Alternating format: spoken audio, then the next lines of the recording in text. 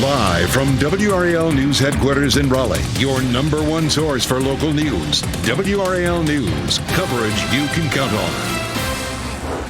It's definitely warmer out here on the patio than it was this time yesterday. I'll show you what's creating our warm-up and how long it will last. Plus, this was a lunchtime log jam. Sky 5 is live over the scene of a tractor-trailer crash on I-95 right now.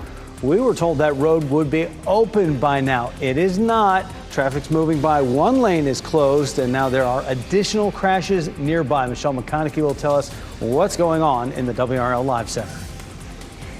Staying alive. Today, all three Triangle women's basketball teams fight to move on to the Elite Eight. We are live in Alabama, where Tobacco Road rivalry will play out this afternoon.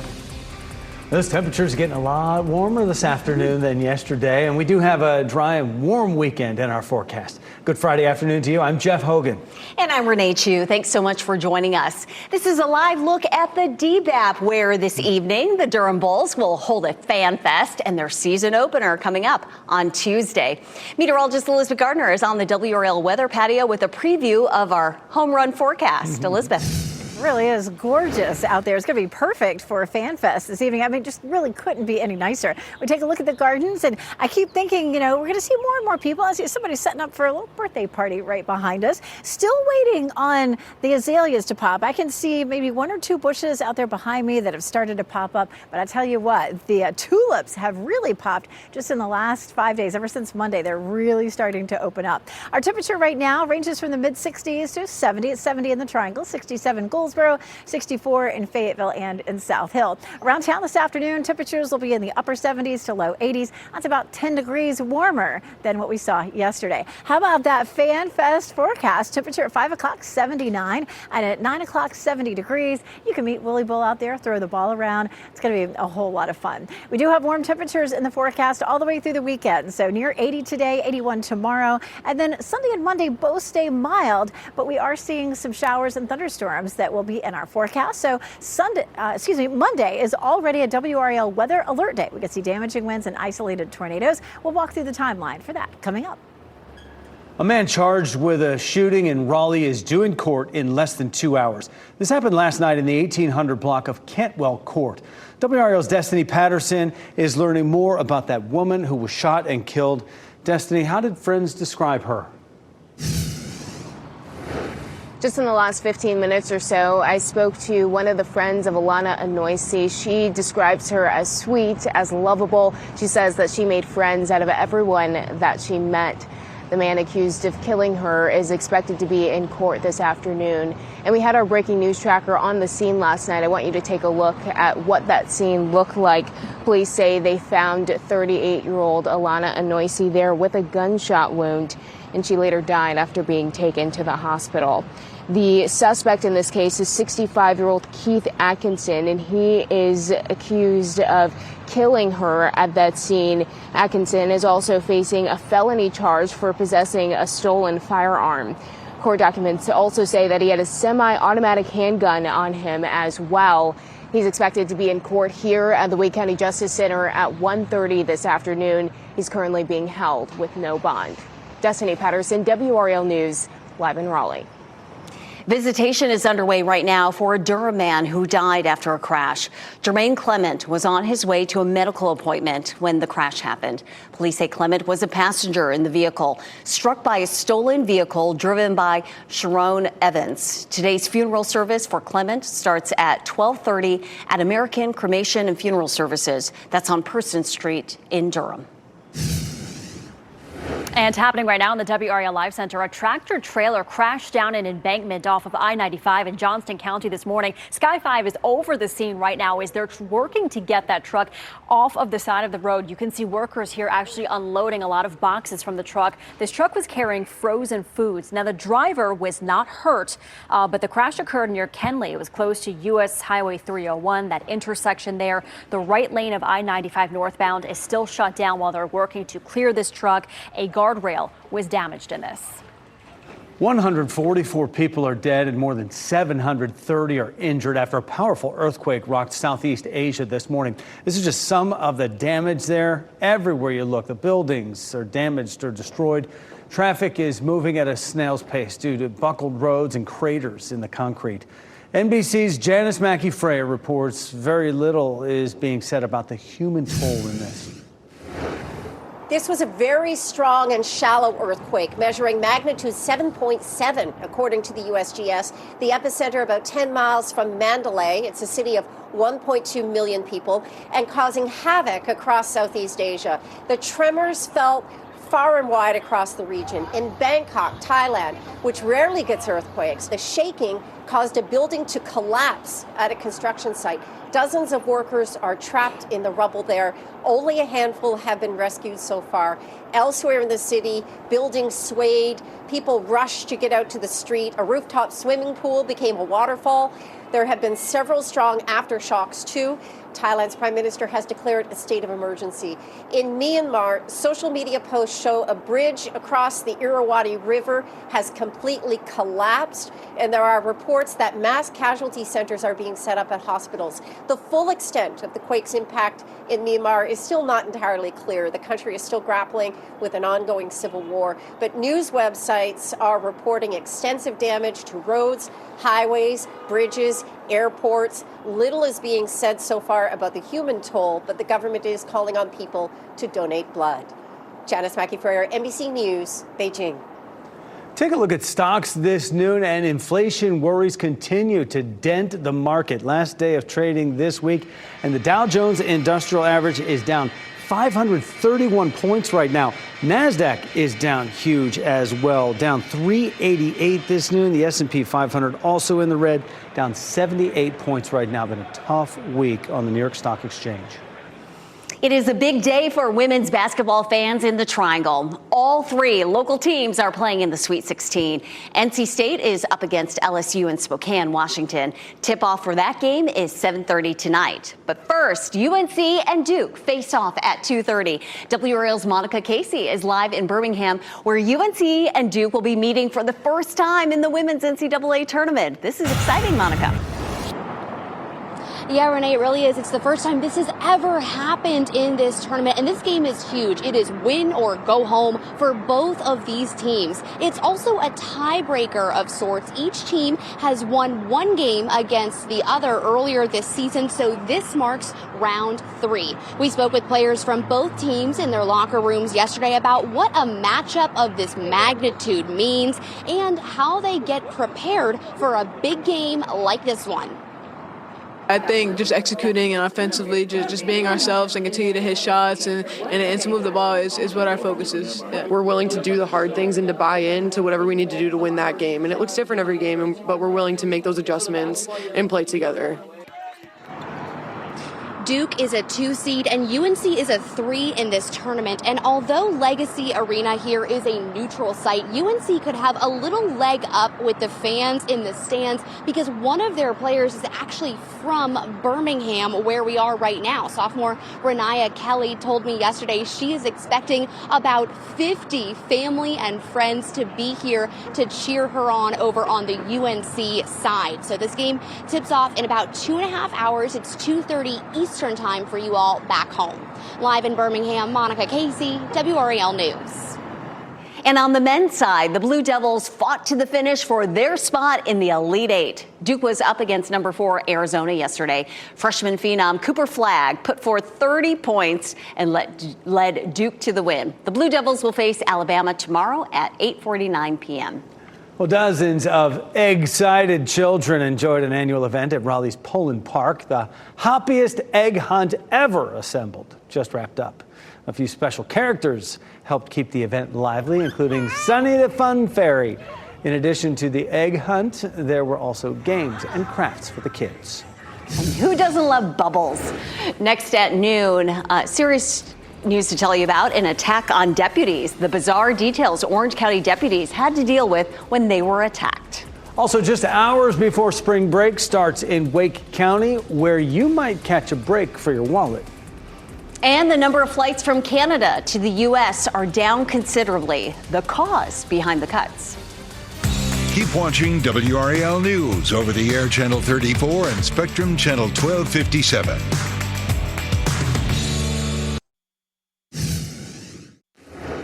The old relationship we had with the United States, based on deepening integration of our economies and tight security and military cooperation, is over.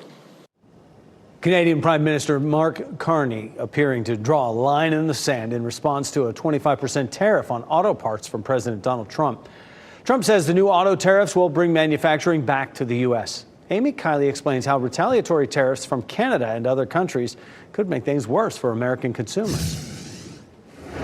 Nothing is off the table to defend our workers and our country. Some U.S. trade partners say they plan to retaliate if President Donald Trump follows through with new auto tariffs. 25% duties on vehicles assembled outside the U.S. are set to start April 3rd. Tariffs on imported parts are scheduled to begin by May 3rd. Right now, the North American auto industry is effectively a collaboration between the U.S., Canada, and Mexico. If that changes, Canada's Prime Minister says his country will respond forcefully. We will fight the U.S. tariffs with retaliatory trade actions of our own that will have maximum impact in the United States and minimum impacts here in Canada. He also says Canada is looking for new trade partners. It's going to disadvantage our car industry, and it could eventually cause even more pain in terms of job loss in the long run. The Mexican president says she'll wait until next week to respond. Germany's economy minister says, quote, "We will not back down." And Japan's prime minister says all options are on the table regarding the tariffs. It's a lose-lose, and that's also frustrating.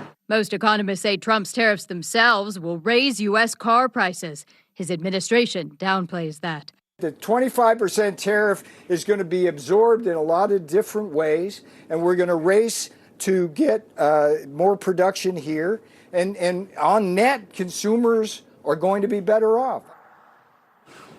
And that was Amy Kiley reporting. Meanwhile, new data shows airline bookings from Canada to the U.S. are down 70% through October 2025 compared to the same time frame last year. The sharpest travel cuts are hitting during the peak summer travel months of July through August. Analysts attribute the drop to President Trump's tariffs placed on Canadian goods, as well as his calls for Canada to become America's 51st state. The Justice Department is considering merging two agencies. One enforces drug laws and the other enforces gun laws. A memo to senior leadership proposes merging the Drug Enforcement Administration with the Bureau of Alcohol, Tobacco, Firearms, and Explosives. Some Trump allies want the ATF to be defunded. Merging it with another agency requires congressional approval. The NHL playoffs are just around the corner, and you can watch the Carolina Hurricanes game against the top team in the league, the Washington Capitals, right here on WRAL. They will bring their superstar, Alex Ovechkin, in. He's on a mission. He needs 6 goals right now to break Wayne Gretzky's all-time record. He's got a couple games before that. We'll see how many he comes in needing, and the Hurricanes defense will be up to the task. You can watch that game Wednesday night at 7 o'clock right here on WRAL. March Madness doesn't just apply to college basketball. Take a look at this wild ending to the Bulls-Lakers game in Chicago. 2 seconds left. Giddey for the win. Go! Oh, my. How about that? Josh Giddey's buzzer beater seals the deal, capturing the win for the Bulls in a thrilling comeback against the Lakers. The game's final 30 seconds, just bonkers. 27 seconds left in the game. The Lakers were up 111-110 and extended the lead to 115-110 with 13 seconds to play, but that's when the Bulls hit 2 3-pointers in 6 seconds. And then Giddey heaving that 47-footer, nothing but net, stunning LeBron and the Lakers. A partial solar eclipse on Saturday will make it look as though the moon has taken a bite out of the sun over parts of the world. A partial solar eclipse occurs when the moon only blocks part of the sun's face during a partial solar eclipse, creating this crescent shape. During Saturday's celestial event, the moon will appear to pass in front of the sun and partially block it, throwing a shadow over parts of Earth's northern hemisphere. Sadly, this eclipse will not be visible in the triangle. And certainly at 12:15 right now, we have had those clouds break up out there late this morning. Elizabeth Gardner on the WRAL weather patio. We're going to get the full effect of that sunshine all weekend. So pretty, gorgeous. Today and tomorrow in particular are days you really want to find an excuse to get outside. Maybe a little birthday party on the lawn. Right behind me, the most beautiful 1-year-old little girl. You can see the balloon there that says 1. They're taking her picture. Just precious. We're about to kick off a busy time in the gardens as the azaleas begin to bloom. I can count 1, 2, 3, 4, maybe 5 or 6 blooms from where I'm standing. But I mean, just, that's about six different bushes that I can see. So, maybe 1 or 2 blooms on each bush. And so we still have another week, maybe sometime next week or the week after. It's really going to erupt in color out here. It is 70 degrees right now, the dew point of 41. So the humidity is creeping up a little bit. I mean, that's still very dry. We really want that to go up because it decreases our fire danger. Really needs some rain, which we won't really see until Monday. 68 in Roxborough, 70 in Durham, 69 in Southern Pines, 70 in Goldsboro and Clinton. So feeling very comfortable out here again with that low humidity. A little closer to the Triangle, Apex at 68, 68 in Garner, 71 degrees in Cary, 68 in Wake Forest, 69 in Clayton. 24-hour temperature change. We're running anywhere from 8 to 10 degrees warmer than we were this time yesterday. And of course, that means get outside. Maybe you want to eat your lunch outside. I mean, you need to watch the rest of the newscast. But at 1 o'clock, the temperature is still going to be, say 73 degrees. Maybe you're going to eat dinner outside tonight, 75 degrees at 7 o'clock, or maybe you're grilling out. This time of year is such a great time to grill out because, again, it's not so hot. The only big thing that we've gotten into really just this week is that yellow pine pollen here in the Triangle is really, it's a mess. It's all over everything, that's for sure. Our wind direction coming out of the southwest right now. That is why we're seeing such a huge difference in our temperature from yesterday to today. Yesterday, our wind was coming out of the northwest, and today it's out of the southwest. So bringing all that warmth in from the south, and that, of course, is warming up our temperatures. Our normal high is 67. Will be 81 tomorrow, 79 Sunday, 78 on Monday. Monday is when we have a front that comes through, and we're going to talk more about that in just a little while. But that southerly wind is also going to help to push some smoke to the north. Yesterday, all that smoke was headed down to the south into South Carolina, but there's some fires just to our south. You can see how that lifts up across our viewing area. It doesn't get us into, say, a code red air quality forecast. It's just going to be that you might notice it. Looking around here, at least right now, it doesn't look smoky or smell smoky, but we could see more of that later in the afternoon. Our brush fire danger is still high. It will likely be high again tomorrow, but may drop some for both Sunday and Monday. It's breezy out here. Our wind out of the southwest gusting 17 in Fayetteville, 19 in South Hill, 23 in Rocky Mount. And we'll continue to see gusty winds at about 20 to maybe 25 through the afternoon. Hey, it's the start of spring break for some kids in our area. Friday, today, and Saturday, great for travel. We do have that potential for strong storms on Monday. Now, the timeline for that is likely to be during the evening. And we do have WRAL weather alert day for Monday. And we're going to talk more about the timeline for that. It does look like it'll be evening commute on into the evening. We'll talk about what those threats could bring coming up. Until then, we will certainly enjoy the weekend. Elizabeth, thank you. And Elizabeth touched on this. Pollen season is here. We're going to give you another look at the WRAL gardens. The view so beautiful, but all the springtime pollen can make being outdoors miserable for some. Today at 5:30, we'll tell you the best time to take those allergy meds to manage your symptoms. And is your dog a distraction? Man's best friend doesn't always respect your space when you're at the wheel. Tonight at 6, the proposed penalty for driving while distracted by your pet. Plus, still ahead this noon, travel trends. Some families are ready to take off for spring break. A look at how much a vacation could cost. Also, restoring connections. Facebook goes back to its roots. Why some are calling a new tab a throwback.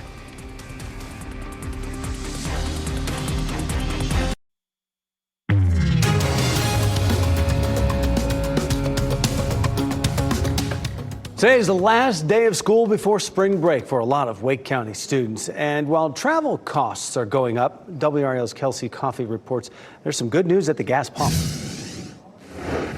New numbers released by AAA this morning. The average price of gas here in North Carolina is about $2.87 a gallon. So let's check out prices here at this Sheets on Tryon Road.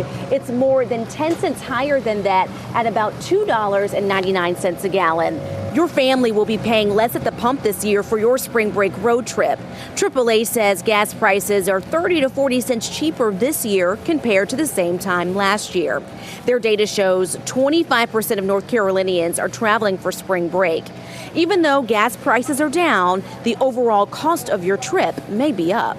As a whole, it's going to cost you a little bit more to spring break this time this year. Hotels are up, airfare's up, lodging is up, rental cars are about the same. AAA says although gas prices are cheaper this year, they have been on an upward trend for the past couple of weeks. So if you want more information about the cheapest gas prices in our area, go to our website, WRAL.com, and search Fuel Tracker. Kelsey Coffey, WRAL News in Raleigh. Google is adding a new vacation planning feature. Google Maps will now be able to identify locations in your screenshots and save them to a list. AI overviews for Google search will now have features to build an itinerary with just a few prompts or phrases with reviews and photos from other users. Price drop alerts that are already available for Google Flights are being added to Google Hotels with filters such as area, star ratings, and beach access. You know the saying, what's old is new again. Facebook is going back to its roots with a new feature. The social media app is rolling out a revamped Friends tab feature. It filters out algorithmic recommendations to show only your friends' stories, reels, and posts. Previously, the social media platform only had friend requests and suggestions under the Friends tab. Another potential TikTok ban is approaching. President Donald Trump has given the app until April 5th to be sold or risk being banned. Several groups have expressed interest in buying the app. President Trump has also suggested a deal is in the works, but no official sale has been confirmed. Bags of coffee are being pulled from shelves in more than a dozen states, including North Carolina. Thousands of packages of Our Family Traverse ground coffee are being recalled now after the product was mislabeled. According to the FDA, the bags labeled decaf may not have been decaffeinated at all. Some medical conditions prevent people from consuming caffeine. However, the FDA says even decaffeinated coffees do have some caffeine.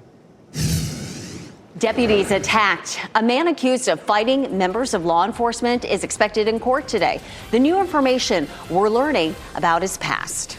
Cyber cleaning. Drop the broom and mop and pick up your digital device. How you can protect your data and information. And here are your winning NC Education lottery numbers on your screen right now.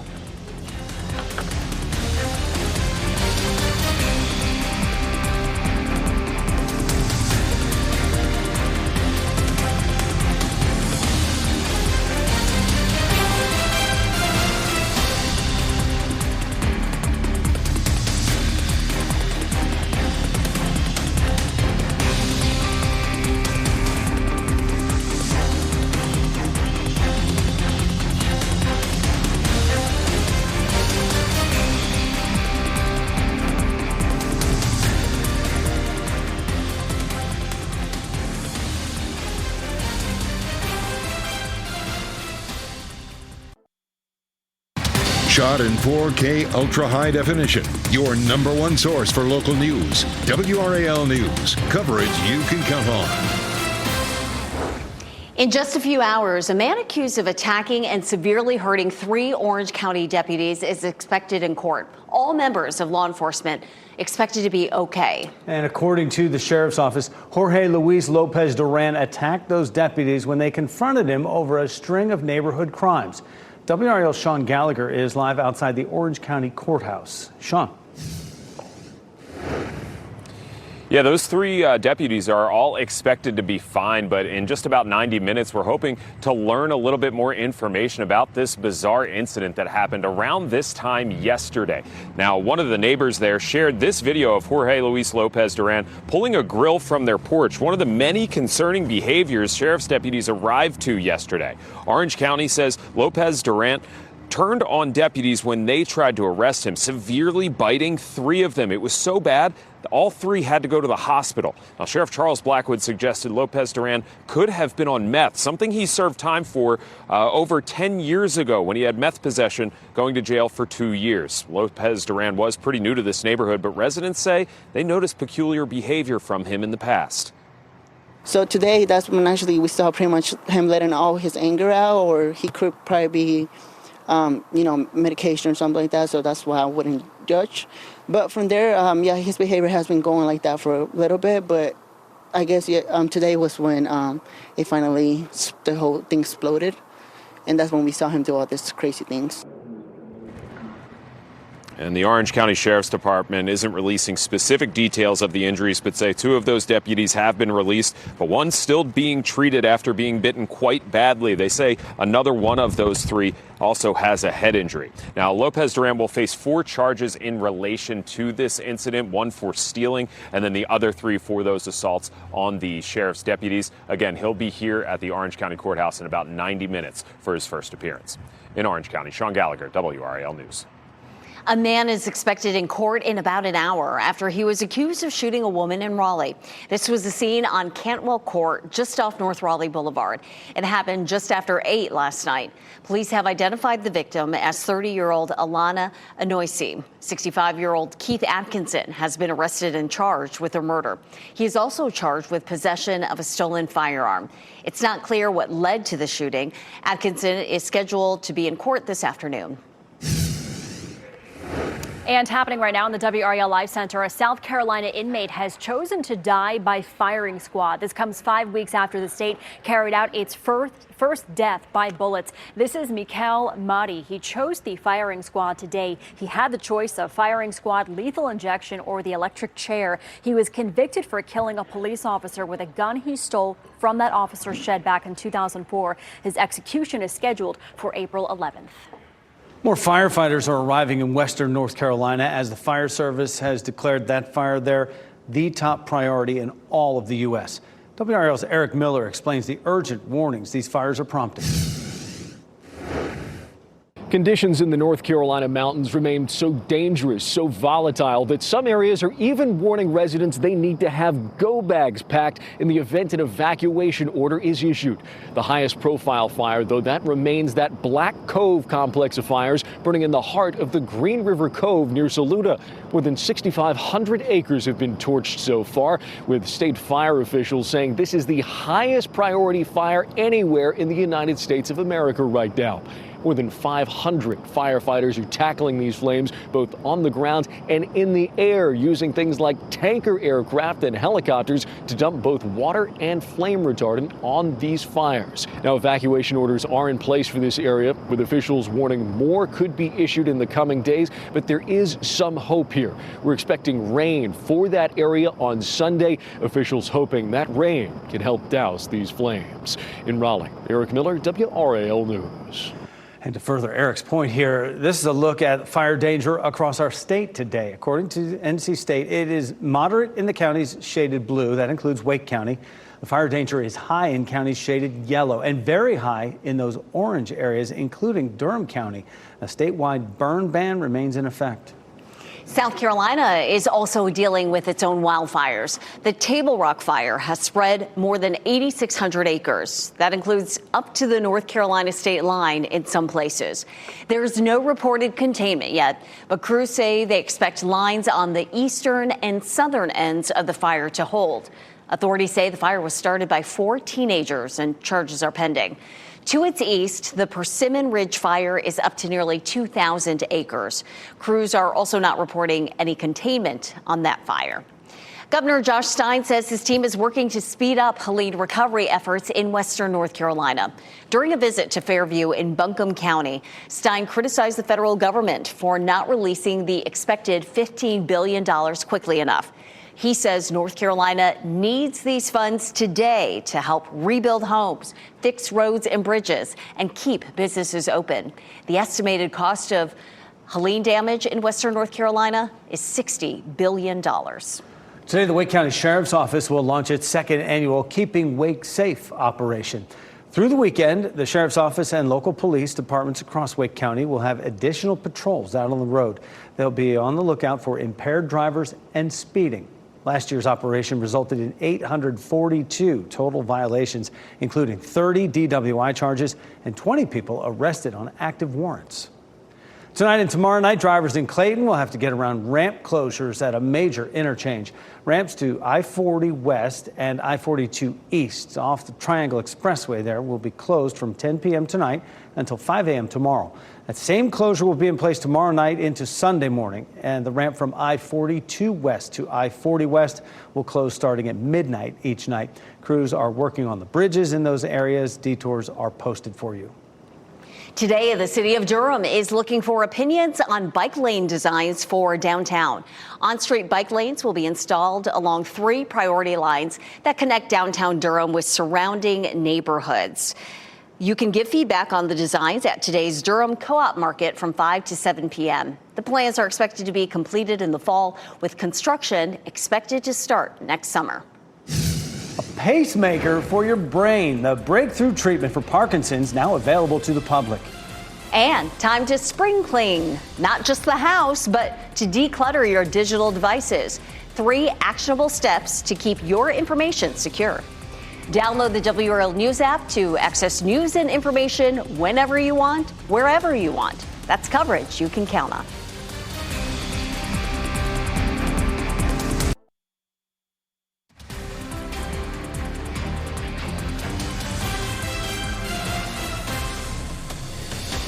Welcome back. What a fabulous Friday it is weather-wise. 70 degrees and climbing as we look live at Zebulon's historic town hall. You're watching WRAL News, available on Spectrum and the WRAL app on your TV or streaming device.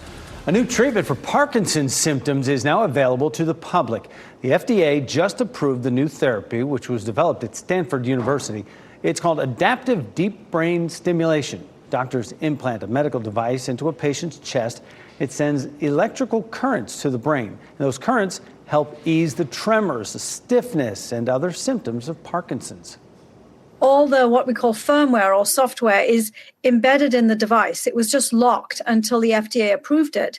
And now everyone can program, all the neurologists can program their patients. I've got my life back fully functional. When the DBS was implanted, it made a major lifestyle change for me. And it really gave me a new sense of freedom and a hope. And doctors are hoping to adapt the treatment for other brain disorders. Excessive daytime drowsiness in your golden years could be an early sign of dementia. Researchers analyzed data from women in their 80s for 5 years.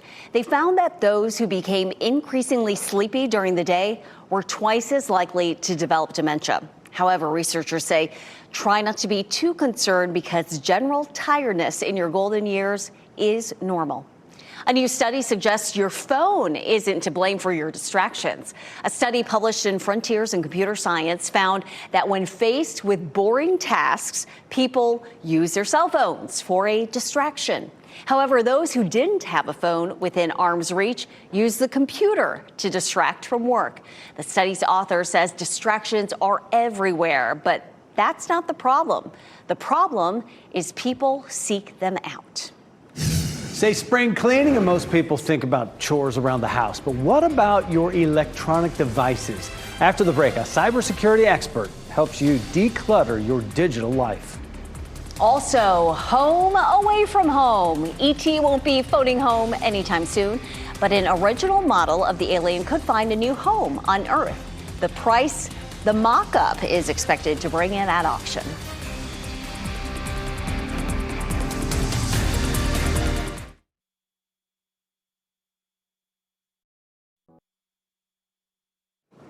In early 2024, data exposure on the dark web surged by 10%, triggering nearly 1 million alerts for compromised personal information. Cyber criminals thrive on forgotten or outdated accounts. Cybersecurity expert Kimberly Simon joins us live with 3 simple but powerful steps to spring clean your devices, since it is the time to spring clean, right? Thank you so much for joining us. Thank you for having me. All right, Kimberly, why should we be concerned about forgotten or outdated accounts? Great question. Old accounts are really open doors to your personal information. It's like leaving the door open and just hoping criminals don't walk in. Why? Because your old accounts also have personal information. So if those accounts are breached, they could end up on the dark web, or your information could be used for identity theft. That's why a digital cleanup is not just a good idea, but a necessary step to protect your information. Just because you forgot about your old accounts, it doesn't mean they don't exist. So walk us through the steps that we need to take to declutter our devices. First, you talk about deactivate and delete. Great. First, deactivate and delete. Old accounts are goldmine for cyber criminals. So start by listing all the accounts that you no longer use, then go through each one. follow the steps to deactivate the account first and then permanently delete it. All right, and then next we want to update and strengthen passwords? Yes, thinking passwords. I recommend using a password manager. It gives you complex passwords that are different across all your accounts, and you don't even have to remember them. So, password manager. And those are proven safe. Proven safe. And then multi-factor authentication, you want to activate that too, which is just another way of saying it goes beyond your password. It asks you some extra questions to make sure it's you. Yes. A password is no longer enough, so you want to make sure that you enable multi-factor authentication in your settings. And finally, you have declutter and defend. A spring clean is not complete without decluttering. So think about the apps that you no longer use. Go in and delete all the apps that you're no longer using, as well as updating your software. So make sure you're on the latest version of whatever software that you use. Well, I have a feeling I swipe a lot of screens just to get through all my apps, which means I probably have a lot that of I decluttering don't use. to do. Yes, yes. Kimberly Simon, the CEO of Secure Network Administration, we thank you for your insights and giving us some things to add to our to-do list this spring. Thank you. Jeff? The device sits around too long, you got to swipe the pollen off of it. This time of year, that is what is certainly happening outside. Elizabeth Gardner is out there on the WRAL severe weather patio and taking a look at some of the sunshine coming in and a look around our viewing area. Yeah, I tell you what, I have some devices sitting out here that are covered in pollen right now. And really that just ramped up this week. And we've seen so many changes out here on the patio. When we started, say, Monday, most of the tulips were all closed up. Now they're all open and looking pretty. And we didn't have a whole lot of pollen Monday. And I tell you what, it is... there's a lot of pollen out here. Fayetteville, Raleigh, Apex, Chapel Hill, all looking beautiful right now. Gorgeous day today and tomorrow. And then Sunday we start to see some clouds rolling in. But our WRAL weather alert day is Monday. That's when we're going to have a cold front that comes through. It'll be late afternoon when it arrives, lasting through around midnight. Isolated tornadoes aren't out of the question, as well as some strong straight line damaging winds and some hail. Biggest impact will be during the evening commute, but it may last, as I mentioned, until midnight. So this is our next weather maker, and we're watching that front. It's starting to move across the country right now. Best chances for rain and storms will be on Monday, and some of those could be strong to severe. This is a look at just before it gets here on Sunday. Huge part of the country, right through the Midwest, the Mississippi Valley, that orange area is a level 3 risk for severe storms. It goes level 1 to 5, 5 being the highest. 25 million people are in just that level 3 risk, but as it slides eastward, it is likely to lose some energy. However, we have a good chance of having at least a level 2 risk, which is why we went ahead and wanted to alert people that we have a WRAL weather alert day. So for Sunday morning, we'll likely be on the cloudy side, but we will end up with still a flow coming out of the south. Still going to be a warm day. Notice that we could see a little bit of sunshine peeking through Sunday afternoon, and then Sunday evening, just a little bit of rain, maybe a little rumble of thunder, but mostly this is just going to be some showers that roll through around or just after dinner time. This is Sunday at 9 p.m. You can see that rain just kind of moves through and fizzles out. Not a whole lot of rain. But then this is 9 a.m. on Monday. We should start fairly dry, maybe a sprinkle. And then here comes the front. There's 5 o'clock, seeing kind of round 1 of the rain. And then up until midnight, we may have the front coming through with a chance for some of those stronger thunderstorms, and a pretty large area that could cover potentially all of North Carolina. Sunday, the chance of rain just 30% during the day, 50% at night, and then an 80% chance of rain on Monday when that front comes through. Even with those high chances for rain, we're still looking at maybe a quarter to a half an inch. We might see some of those numbers climbing a little bit as the system gets a little closer and we get a few more model runs in. It may look a little bit wetter. Saturday, just like today, perfect day to get outside. Green light, and then yellow light on Sunday. We may see some evening showers, so maybe Sunday won't be a great day to have dinner outside or grill out. Tuesday is the Durham Bulls home opener. It will be a little cooler, but we should be nice and dry and humid on Tuesday, and then temperatures warm back up. Look at that, Thursday hit 84 degrees. That's pushing the hottest day we've seen so far this year. Pushing baseball season, that's what's happening. Busted bandits. A couple of drunk guys got caught damaging a statue of a beloved bear in England. The sentence handed down by the judge.